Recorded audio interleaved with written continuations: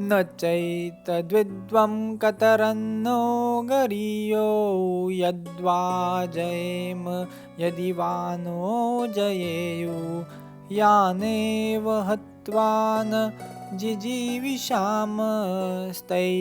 स्थिता प्रमुखे धार्तराष्ट्रा।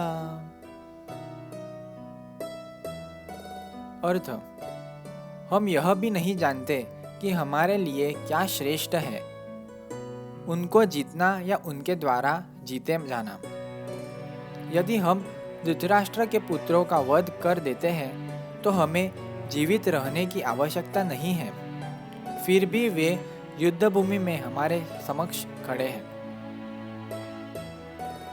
तात्पर्य: अर्जुन की समझ में यह नहीं आ रहा था कि वह क्या करे, युद्ध करे और अनावश्यक रक्तपात का कारण बने। यद्यपि क्षत्रिय होने के नाते युद्ध करना उसका धर्म है, या फिर वह युद्ध से विमुख होकर भीख मांगकर जीवन यापन करे। यदि वह शत्रु को जीतता नहीं तो जीविका का एकमात्र साधन भिक्षा ही रह जाता है।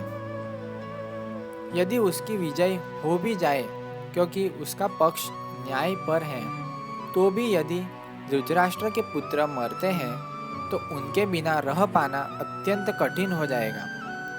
उस दशा में यह उसकी दूसरे प्रकार की हार होगी।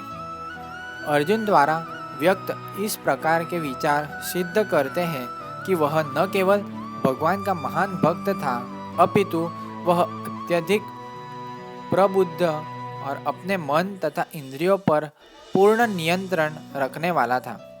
राज परिवार में जन्म लेकर भी भिक्षा द्वारा जीवित रहने की इच्छा उसकी विरक्ति का दूसरा लक्षण है।